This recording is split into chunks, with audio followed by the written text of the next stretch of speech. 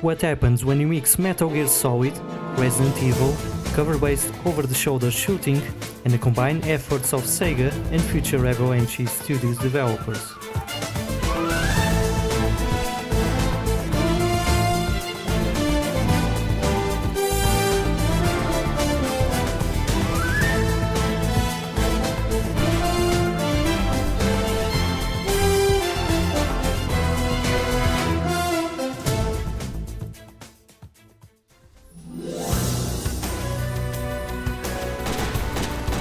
How do you define the modern third-person shooter? If you strip the attributes of the genre down to its essentials, you're probably going to arrive at a combination of an over-the-shoulder camera and a cover system. Now, by this point, we all know that the game that kickstarted this trend was Resident Evil 4. I mean, sure, there were other games with similar mechanics, like Kill Switch, released in 2003, but it wasn't until Capcom released the massively successful reboot of their popular zombie franchise that developers took notice. Most importantly, with the release of Gears of War in 2005. So this means that we can trace this influence pretty easily, from mid-budget relative obscurity in 2003 to a successful reboot of a popular franchise in the following year, and the explosive success of a new flagship series introducing a new generation in 2005. Now, how do you define the modern cinematic game? Let's get to the chase. It's Metal Gear Solid, isn't it? And just like game mechanics, you're going to eventually find some other game that did it first. But as Resident Evil 4 showed us, it takes a big hit to influence AAA game developers into following a trend. And so, Snake's adventure went on to influence the next generation just like Resident Evil 4 would go on to do so 6 years later. Both of these series have indirectly produced their share of copycats with their own ideas on how to tackle presentation and mechanics in third-person action games, and one of the more interesting spin-offs to come out of these new waves of clones was precisely Headhunter. As a crossbreed between stealth and survival horror mechanics, Headhunter felt destined to be released in the year of 2001. This is a game that is not shy about showing its influences on its sleeve, and it does so proudly, as if saying, "See, we told you mixing these two games together would be awesome." That being said, Headhunter has as much in common with the past influencers of action games as it has with the future of the genre. It's also set in the near future and features equipable shades. Is the Baird also equipable? Can we finally defeat the infamous LA Transit? Is Arkaza truly Mikasa?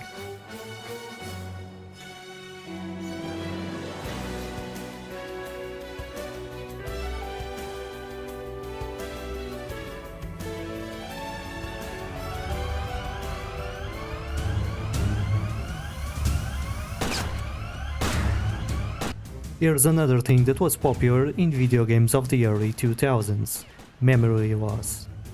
Jack, our confused protagonist, is missing some pieces of his former life. This is probably due to a rude encounter that took place before the events of the game began.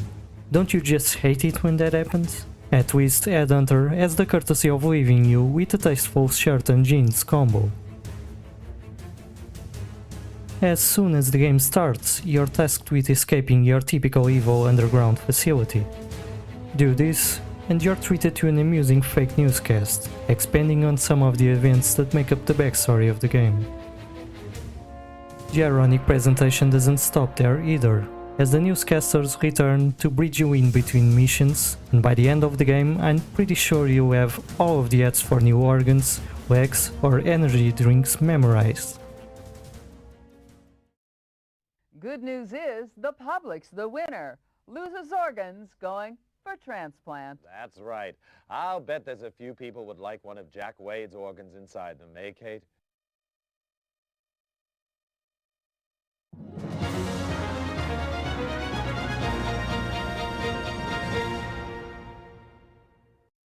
その日、セガエンタープライゼス専務湯川秀和は驚くべき街の声を耳にした。セガなんてダッセよな。プレステの方が面白いよな。そうなのか。なんてこった止めてくれ一人になりたいんだ怪我なんてダッセやなちょうるせえごめんなさいよおかえりなさどうなさったの立つんだ湯川専務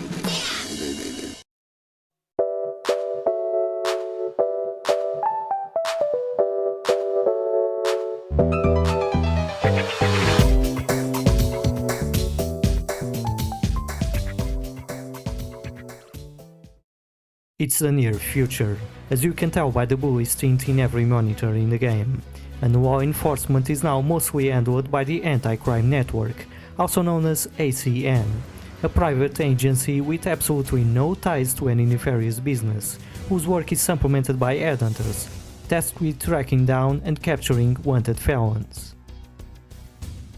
Prior to your head injury, you were a headhunter as well, the best of the best, of course. But after escaping from that one evil facility, your superior was given orders to dismiss you, leaving you with no choice but to retire from headhunting and pursue a different career choice. Given the options, of course, you go independent and try to solve the case on your own, while also trying to regain your status as a top headhunter. You won't be alone in this either. Joining you as your new superior is the daughter of the former head of ACN. Her father was murdered, and she has a hunch that a crime family might be involved. Now, where was I? Oh, that's right, I forgot.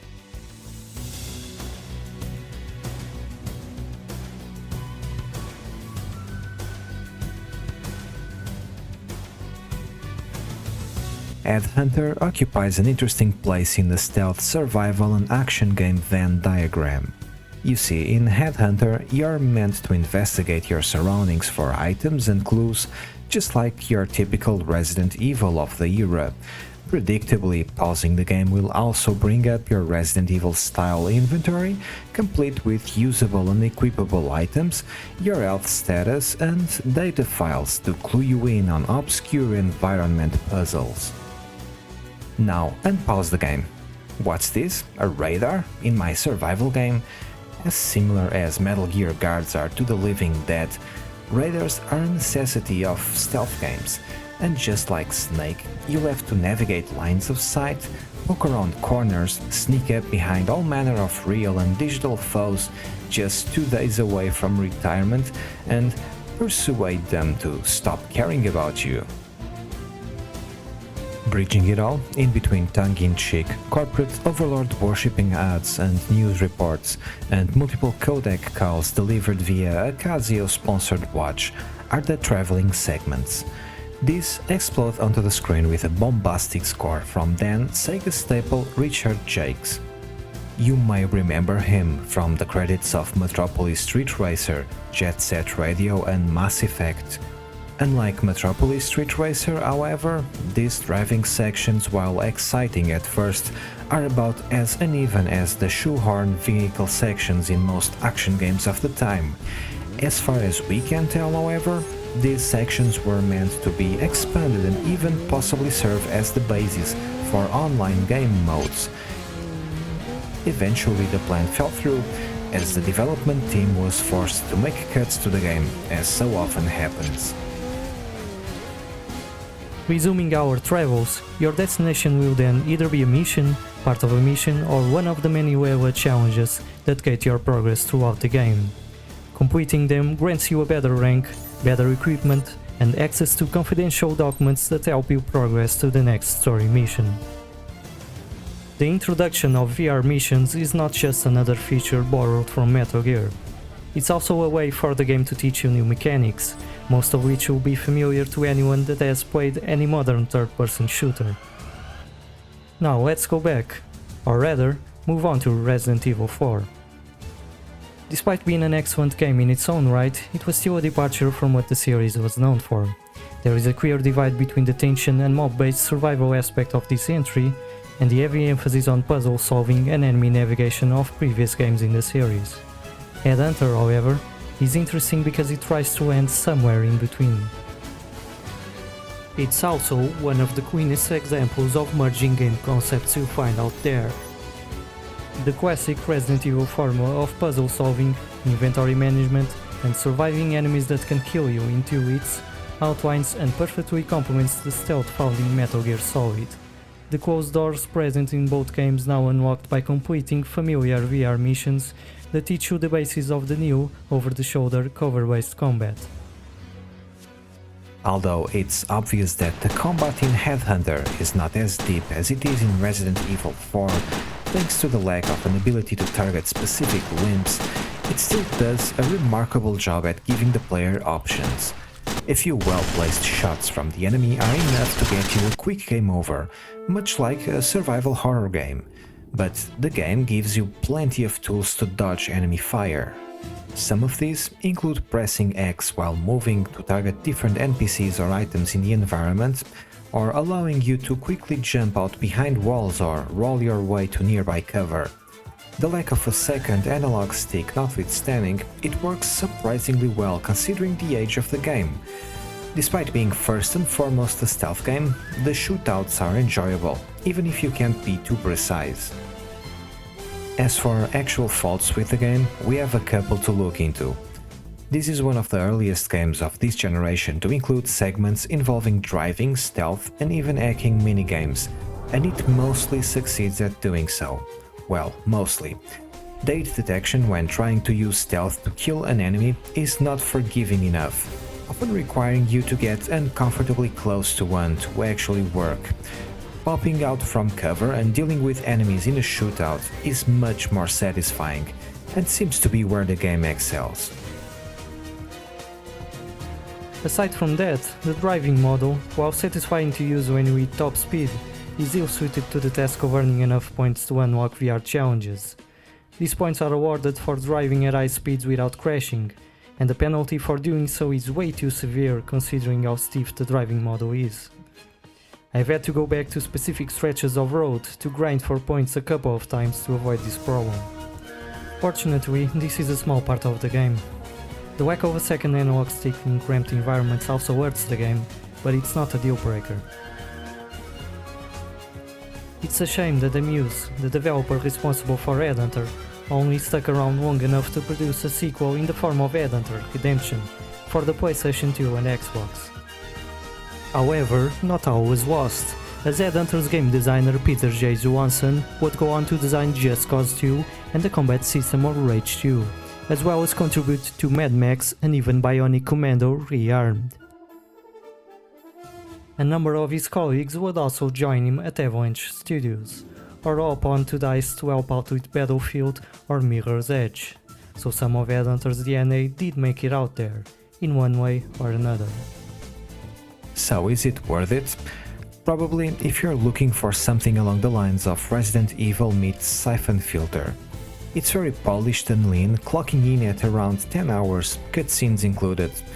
Although the version shown here is the Dreamcast version which, as far as we know, was only released in Europe, the PS2 version which was released in the US is also available. Overall, Headhunter won't blow your mind, but it's your typical sweeper hit lost in the shuffle of the big releases of yesteryear, and, in our view, absolutely worth a try.